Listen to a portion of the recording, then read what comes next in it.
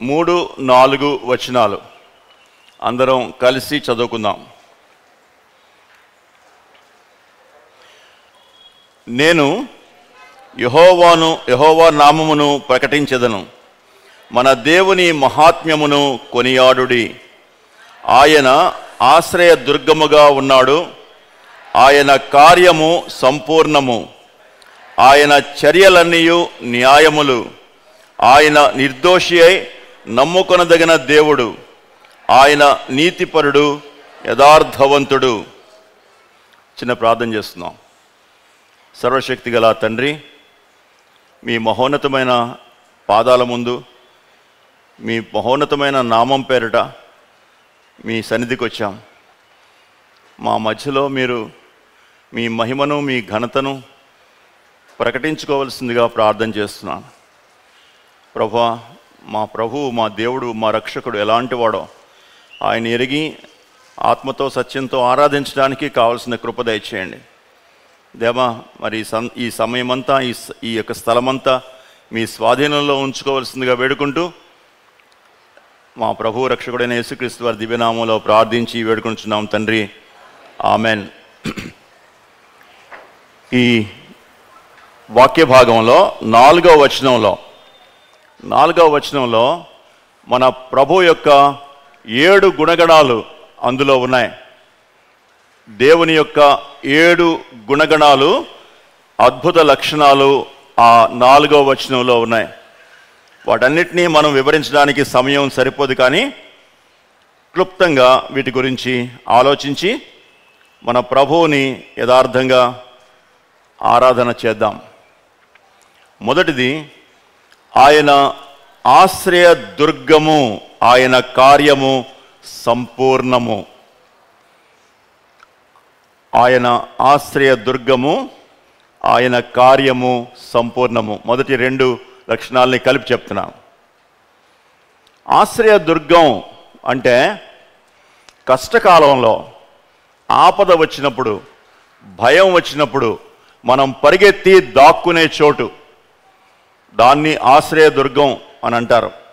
పాతకాలంలో, ఈ రాజులు జీవించిన కాలంలో రాజులు తమ పట్టణాల చుట్టూ ఒక దుర్గాన్ని, చాలా గట్టిదైనటువంటి దుర్గాన్ని ఏర్పాటు చేసుకునేవాళ్ళు. చాలా బలమైన దుర్గం అది. శత్రువుకి దుర్భేద్యమైనటువంటి దుర్గాలు ఏర్పాటు చేసుకునేవాళ్ళు. వాటికి ఒకే ఒక ద్వారం ఉంటుంది, సింహద్వారం అంటారు. ఈ ద్వారాన్ని కానీ మూసేస్తే ఇక బయటికి వెళ్ళడానికి కానీ లోపలికి రావడానికి కానీ ఇక దారి ఉండదు. యుద్ధ సమయాల్లో శత్రువులు దండెత్తి వచ్చేటప్పుడు ఈ సింహద్వారాన్ని మూసేస్తారు. ఇక శత్రువు ఏ దిక్కు నుంచి రావడానికి కూడా సాధ్యపడదు. లోపల రాజు కుటుంబం, రాజు సైన్యం, ప్రజలు అందరూ కూడా సురక్షితంగా ఉంటారు. అందుకనే ఆ దుర్గం ఏర్పాటు చేసుకుంటారు. మనకు 2 శత్రువులు ఉన్నారు. మన జీవితానికి 2 శత్రువులు. ఒకటి సాతానుడు, 2 మరణం. ఈ 2 శత్రువుల నుంచి మనల్ని తప్పించేటువంటి వాళ్ళు ఎవ్వరూ లేరు, ఒక్క దేవుడు తప్పిస్తే. అంత భయంకరమైనటువంటి ఈ 2 శత్రువులు దేవునికి మాత్రమే సాధ్యం వీళ్ళింటి మనల్ని తప్పించడానికి. అలాంటి అద్భుతమైన దేవుడు మనల్ని ఈ శత్రువుల నుంచి కాపాడాడు. సాతానుడు నరహంతకుడు, వాడి పేరే నరహంతకుడు, అబద్ధీకుడు, నరహంతకుడు. వానిలో యథార్థత కొంచెం కూడా లేదు. అలాంటి నరహంతకుడు మోసం చేసి మన చేత్తో మనల్నే పొడుచుకునేటట్లుగా చేస్తాడు. మన ప్రాణం మనమే తీసుకునేటట్లుగా చేస్తాడు. అలాంటి భయంకరమైన శత్రువు మనల్ని వెంటాడుతూ ఉన్నాడు. వాడికి ఒక బలం ఉంది. వాడి బలం ఏంటంటే మరణం. మరణము బలము కలవాడు అని వాడికి పేరు. వాడి యొక్క నైజం పాపం. వాడు పాపం అనేటువంటి విషాన్ని మనలోకి ఎక్కించి మనల్ని నిత్య నరకానికి వెళ్ళేటట్లుగా చేస్తాడు. నిత్యమైనటువంటి మరణంతో మనల్ని ఆ నిత్య మరణానికి మనల్ని అప్పచెప్తాడు. అలాంటి శత్రువు మన వెంట తరుముకుంటూ వస్తూ ఉంటే మనకి దిక్కు లేదు. అలాంటి దిక్కులేని మనల్ని మన ప్రభువు ఆశ్రయ దుర్గంగా దొరికాడు. మనకు ఒక ఆశ్రయ దుర్గంగా మనకు మారాడు. దేవుడు యేసుక్రీస్తు ప్రభు వారిని మనకు ఒక ఆశ్రయ దుర్గంగా పంపించాడు. ఏం చేశాడు ఆయన? ఈ మరణపు శక్తి, మరణపు బలము కలిగినటువంటి సాతానుని మరణంతోనే జయించాడు. మరణపు బలము గలవాని యొక్క ఆ మరణాన్ని మృంగేశాడు. మరణము విజయములో మృంగబడెను. 1 కొరింథీ 15:54 అనుకుంటాను. మరణపు బలము కలవారిని మరణంతో జయించాడు. హెబ్రీ పత్రిక 2వ అధ్యాయంలో ఉంది. వాని యొక్క విషాన్ని తీసివేసి నిత్య జీవం అనే అమృతాన్ని పోశాడు మనలో. అందుకనే ఆయన కార్యాలు సంపూర్ణం. ఆయన చేసిన కార్యానికి మనం ఏమీ కలపలేం, మనం ఏమీ తీసివేయలేం. ఆయన కార్యాలు సంపూర్ణం. మనలో ఆయన యొక్క భద్రత, సంపూర్ణమైన భద్రత. మనలో ఆయన చేసినటువంటి బలియాగం సంపూర్ణమైన బలియాగం. మనకిచ్చినటువంటి క్షమాపణ సంపూర్ణమైన క్షమాపణ. మనకి ఆపాదించిన నీతి సంపూర్ణమైన నీతి. అందుకనే ఆయన కార్యాలు సంపూర్ణం. ఆయన ఆశ్రయ దుర్గముగా ఉన్నాడు. ఎంత ఆశ్రయ దుర్గం అంటే ఇక సాతానుడు మనల్ని ఏమీ చేయలేడు, మనల్ని ముట్టుకోలేడు. ఒకసారి యేసు ప్రభు వారు అన్న మాటలు జ్ఞాపకం చేసుకుందాం. యోహాను సువార్త 10వ అధ్యాయం. యోహాను సువార్త 10వ అధ్యాయం 28, 29 వచనాల్లో ఈ మాటలు ఉన్నాయి. యోహాను సువార్త 10వ అధ్యాయం 28, 29 వచనాలు నేను చదువుతున్నాను. నేను వాటికి నిత్య జీవమునిచ్చుచున్నాను గనుక అవి ఎన్నటికీ నశించవు. ఎవడునూ వాటిని నా చేతిలో నుండి అపహరింపడు. వాటిని నాకిచ్చిన నా తండ్రి అందరికంటే గొప్పవాడు గనుక నా తండ్రి చేతిలో నుండి ఎవడునూ వాటిని అపహరింపలేడు. ఎలాంటి ఆశ్రయ దుర్గమో చూడండి. యేసుక్రీస్తు ప్రభు వారు తన స్వంత నోటితో చెప్తున్నాడు, నేను మీకు నిత్య జీవాన్ని ఇస్తున్నాను. ఆయన నిత్య మరణాన్ని కొట్టివేసి నిత్య జీవాన్ని ఇచ్చినవాడు. మరణం అనేటువంటి ఆ భయంకరమైనటువంటి శిక్ష కింద మనం ఉన్నప్పుడు ఆయన చేసినటువంటి కార్యం, ఆయన ఇచ్చినటువంటి భద్రత, నిత్య జీవం ఇస్తున్నాను. కాబట్టి అవి ఎన్నటికీ నశించవు. ఎప్పటికీ నాశనం ఉండదు వాటికి. ఇంకా ఎవడునూ నా చేతిలో నుండి వాటిని అపహరింపడు. ఎంత అద్భుతమైన భద్రత! ఆయన మనకి ఆశ్రయ దుర్గం. ఎవడూ కూడా ఆయన నుండి మనల్ని అపహరింపడు. ఇంకో మాట ఉంది అక్కడ, వాటిని నాకిచ్చిన నా తండ్రి అందరికంటే గొప్పవాడు. ఎంత అద్భుతం!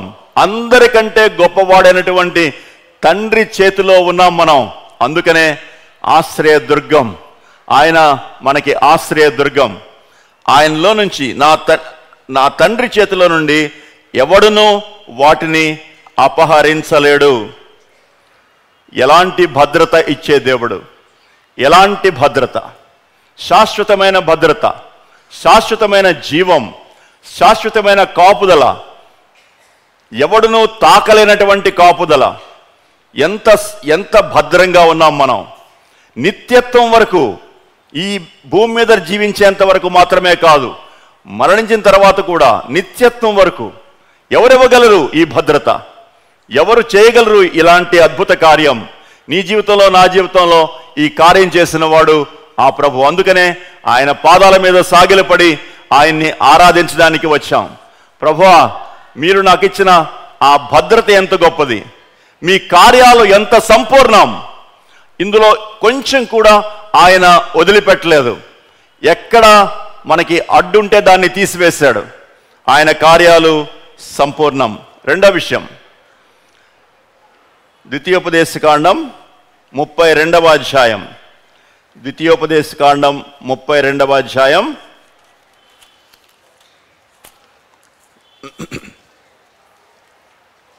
4వ వచనం.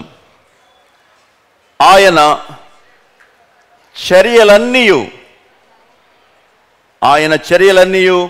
న్యాయములు, ఆయన నిర్దోషి. మరి 2 లక్షణాలు, ఆయన చర్యలన్నీ న్యాయాలు, ఆయన నిర్దోషి. దాని అర్థం ఏంటంటే ఆయన ఎప్పుడు న్యాయమే చేస్తాడు. ఆయనలో అన్యాయం లేదు. ఎన్నడూ కూడా అన్యాయం ఉండదు ఆయనలో ఉండేదంతా న్యాయమే.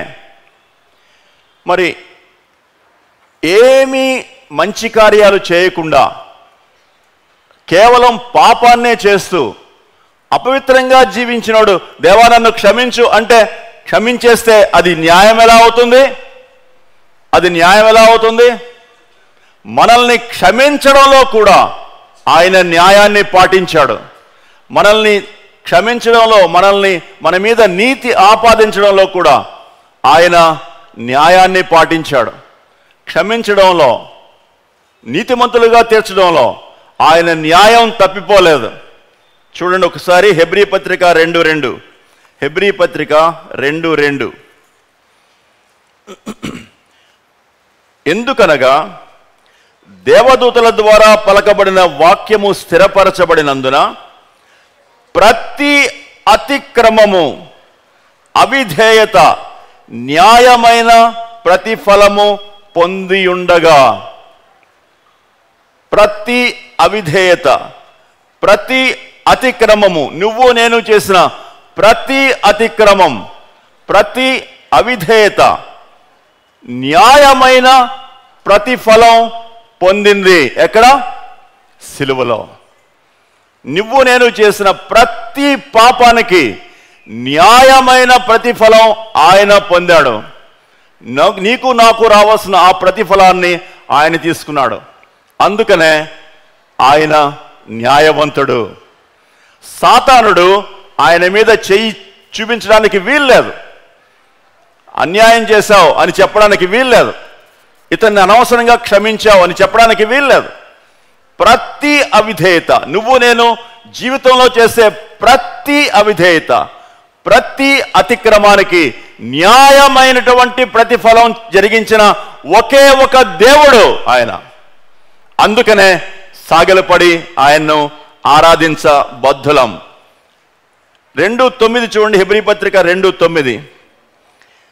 దేవుని కృప వలన ఆయన ప్రతి మనుష్యుని కొరకు మరణము అనుభవించున్నట్లు, ప్రతి మనిషి కొరకు, నువ్వు నేను కూడా ఉన్నాం ఆ లిస్టులో, ప్రతి మనిషి కొరకు మరణము అనుభవించున్నట్లు.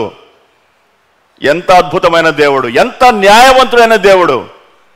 అటు ఆఫ్రికా వాళ్ళ కోసం, ఇటు శ్రీలంకలో ఉన్న వాళ్ళ కోసం, ఇండియాలో ఉన్న వాళ్ళ కోసం, చైనాలో ఉన్న వాళ్ళ కోసం, గిరిజనుల కోసం, చదువు లేని వాళ్ళ కోసం, చదువు ఉన్న వాళ్ళ కోసం, ప్రతి ఒక్క వ్యక్తి కొరకు, ప్రతి మనుష్యుని కొరకు, ఆదాము నుంచి ఇప్పటిదాకా ఇక ముందు చివరి మనిషి దాకా ప్రతి మనిషి కొరకు ఆయన మరణించాడు. ఆయన మరణం అంత అద్భుతమైన మరణం.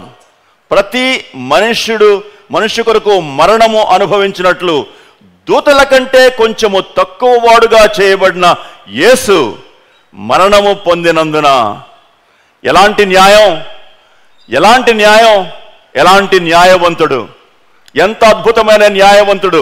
ఈ ఉదయకాలం నువ్వు నేను ఆరాధించడానికి వచ్చిన ఆయన న్యాయవంతుడు, నిర్దోషి.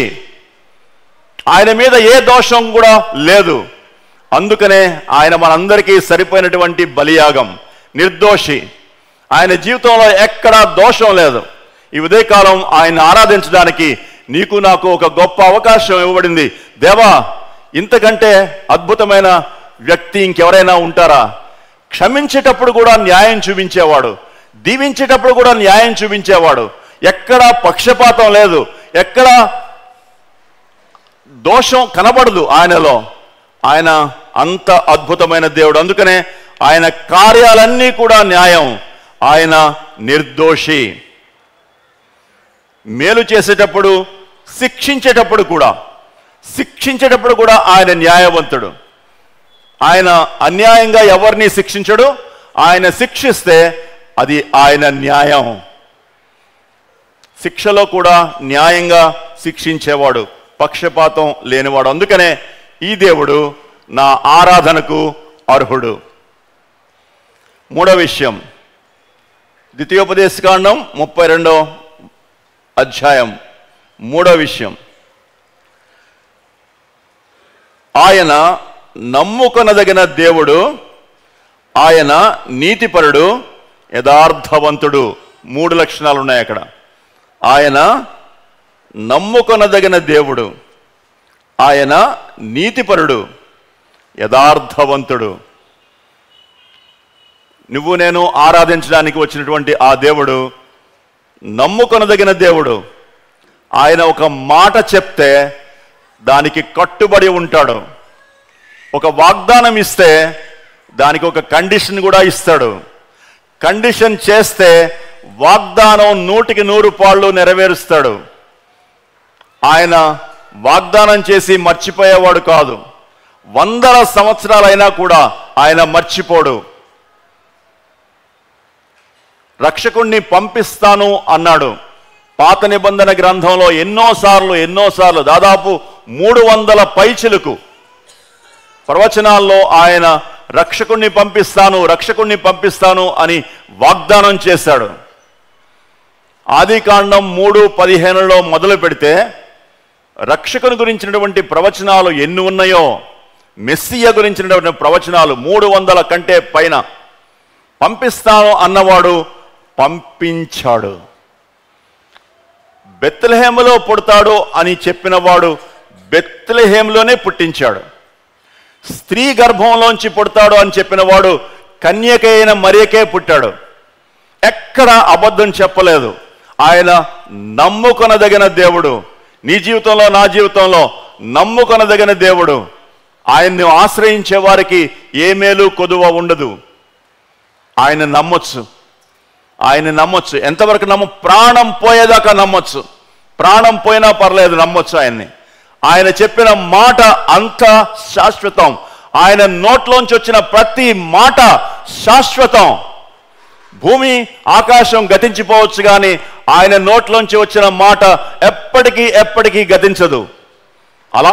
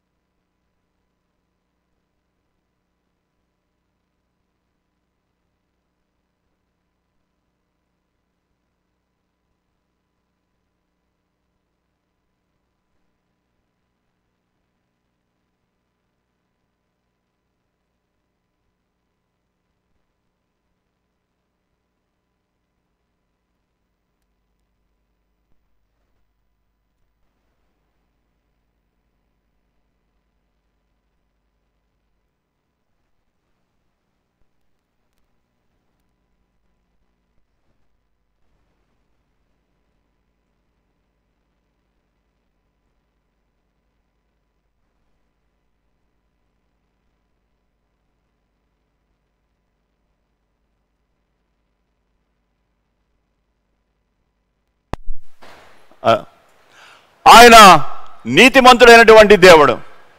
ఆయన చెప్పే మాట, ఆయన చేసే కార్యం నీతిమంతుడు, నీతి కార్యాలు. ఆయన కార్యాల్లో ఎక్కడా కూడా అనీతి ఉండదు. నీతి గల దేవుడు. ధర్మశాస్త్రాన్ని ఇచ్చాడు ఆయన యూదులకి. ఆ ధర్మశాస్త్రం చూస్తే మనకు ఆయన ఎంత నీతి గలవాడో అర్థమవుతుంది.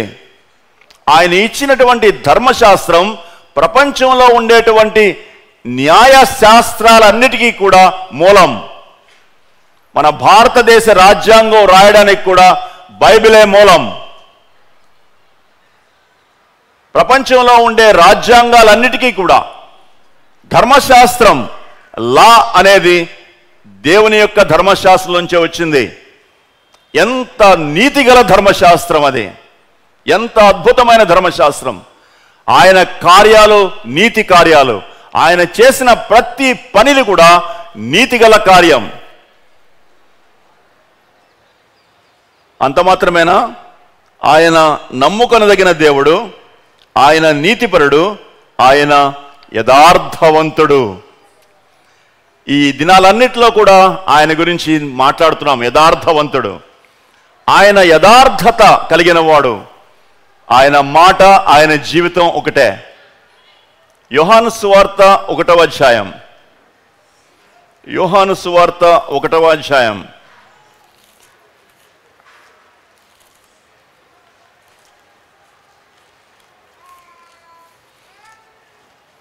ఆదియందు వాక్యముండెను, వాక్యము దేవుని యొద్ద ఉండెను, వాక్యము దేవుడై ఉండెను. వాక్యం యథార్థమైన వాక్యం, అది సత్యంతో కూడిన వాక్యం. ఆ వాక్యం దేవుడు ఒకటే. ఏమైతే చెప్పాడో ఆయన కూడా అదే. దాని అర్థం అది. ఆయన ఏమైతే చెప్తాడో ఆయన కూడా అదే. ఆయన మాటలో, ఆయన చేతల్లో ఎక్కడా తేడా రాదు, ఎక్కడా తేడా రాదు. అలాంటి దేవుడు నువ్వు నేను ఆరాధించేటువంటి దేవుడు. ఆయన యథార్థవంతుడు. అందుకనే సాగిలపడి ఆయన్ని ఆరాధించాలి. మనలో యథార్థత లేదు. చాలాసార్లు మనం వేషధారులం. అయినా కూడా మనలో యథార్థతను తీసుకుని రావడానికి ఆయన అన్ని ఏర్పాట్లు చేశాడు. యథార్థవంతుడు మన ఆరాధించే దేవుడు. ఈ యథార్థతలో సత్యం కూడా ఉంది. దేవుని యథార్థతలో సత్యం కూడా మిళితమై ఉంది. ఆయన కేవలం యథార్థవంతుడు కాదు, ఆయన యథార్థవంతుడు అని చెప్పినప్పుడు ఆయనలో సత్యం కూడా మిళితమై ఉంది. యోహాను సువార్త 1వ అధ్యాయం. ఈ యథార్థవంతుడైనటువంటి దేవుడు ఆదియందు వాక్యముండెను, వాక్యము దేవుని యొద్ద ఉండెను, వాక్యము దేవుడై ఉండెను. దేవుడు చెప్పింది చేసేది ఒకటే. ఆయన ఆత్మస్వరూపి అయినటువంటి వాడు. ఆయన యథార్థవంతుడైనటువంటి ఆయన ఈ లోకంలోనికి వచ్చినప్పుడు 14వ వచనం, ఆ వాక్యము శరీరధారి అయి కృపా సత్య సంపూర్ణుడుగా మన మధ్య నివసించెను. ఆయనకు ఒక శరీరం ఏర్పాటు చేసినప్పుడు ఆయనలో మనం చూసిన విషయాలు ఏంటంటే కృప, సత్యం. దేవునికి ఒక పక్కంతా కృప, ఇంకొక పక్కంతా సత్యం ఉంటుంది అని అంటారు. కృప సత్య సంపూర్ణుడు. అలాంటి దేవుడు, ఆయనలో ఎంత కృప ఉంటుందో అంత సత్యం ఉంటుంది. సగం సగం కాదు, 100% సత్యం, 100% కృప. ఎలాంటి దేవుడు ఊహించండి. అలాంటి దేవుడు, ఆయనలో ఎంత కృప ఉంటుందో అంత సత్యం. సత్య ప్రకారంగా ఆయన ఒక మాట ఇస్తే నెరవేరుస్తాడు. అయితే కృప చూపించి మన పట్ల కనికరం చూపిస్తాడు. మనం అలాగ ఉండలేకపోయినప్పటికీ మన పట్ల కనికరం చూపించే దేవుడు, కృప చూపించే దేవుడు. కృపా సత్యాలు రెండు కూడా కలబోస్తే యేసు ప్రభు వారు వస్తారు. ఆయన శరీరం దాల్చుకున్నప్పుడు ఆయనను కృపా సత్య సంపూర్ణుడిగా చూసాం. ఈ ఉదయకాలం ఆయన మీద, ఆయన పాదాల ముందు పడి మనం మన ఆరాధన సమర్పిద్దాం. 7 లక్షణాలు ఉన్నాయి దాంట్లో. మొట్టమొదటిది ఆయన ఆశ్రయదుర్గం, ఆయన కార్యాలు సంపూర్ణం. ఎలాంటి ఆశ్రయదుర్గం, ఎలాంటి అద్భుతమైన ఆశ్రయదుర్గం, ఎలాంటి భద్రత. నీకు నాకు ఎంత భద్రత ఇచ్చాడు. మనల్ని తరుముకుని వచ్చేటువంటి మరణం మనల్ని తరుముకుని వచ్చేటువంటి నిత్య మరణం, మనల్ని తరుముకొచ్చేటువంటి మన శత్రువైన సాతాను చేతిలోంచి లాక్కుని తనలో పెట్టుకుని మనల్ని భద్రం చేసే అద్భుతమైన ఆశ్రయ దుర్గం ఆయన కౌగిల్లో మనకి ఎంతో భద్రత ఉంది.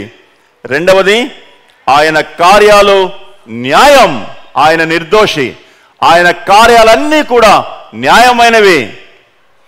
ఆయన క్షమించేటప్పుడు న్యాయం, మేలు చేసేటప్పుడు న్యాయం, శిక్షించేటప్పుడు కూడా న్యాయమే. న్యాయవంతుడు ఆయన, అన్ని విషయాల్లో న్యాయవంతుడే. ఆయన నిర్దోషి, మనల్ని క్షమించినప్పటికి కూడా ఆయన నిర్దోషి. దోషులమైన మనల్ని క్షమించినా కూడా ఆయన న్యాయం పాటిస్తాడు కాబట్టి ఆయన నిర్దోషి. ఆయన నీతిమంతుడు, ఆయన కార్యాలన్నీ కూడా నీతిగలవి. ఆయన ఇచ్చిన ధర్మశాస్త్రం నీతిగలది. ఆయన కార్యాల్లో ఎక్కడా కూడా అనీతి ఉండదు.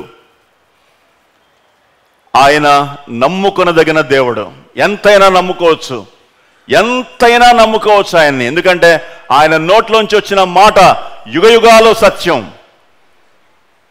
ఆయన యథార్థవంతుడు, ఆయనలోంచి వచ్చేదే సత్యం. ఈ సత్యంలో దేవుని ప్రేమ కూడా ఉంది.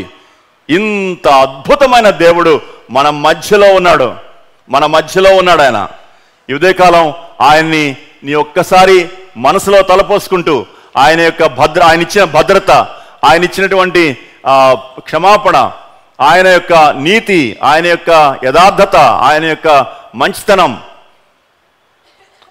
ఇవన్నీ జ్ఞాపకం చేసుకుంటూ, ప్రభువా ఎంత న్యాయవంతుడైన దేవుడు, నన్ను క్షమించడానికి న్యాయం తప్పలేదు, ప్రతిఫలం పొందావు. ప్రతి అవిధేయత ఆయనలో ప్రతిఫలం పొందింది. ప్రతి మనుషుని కొరకు ఆయన చనిపోయాడు. ఎంత ప్రేమ, ఎంత న్యాయం, ఎంత నిర్దోషత్వం. తలపోసుకుంటూ ప్రభు పాదాల మీద పడి ఆయన యథార్థంగా ఆరాధన చేద్దాం.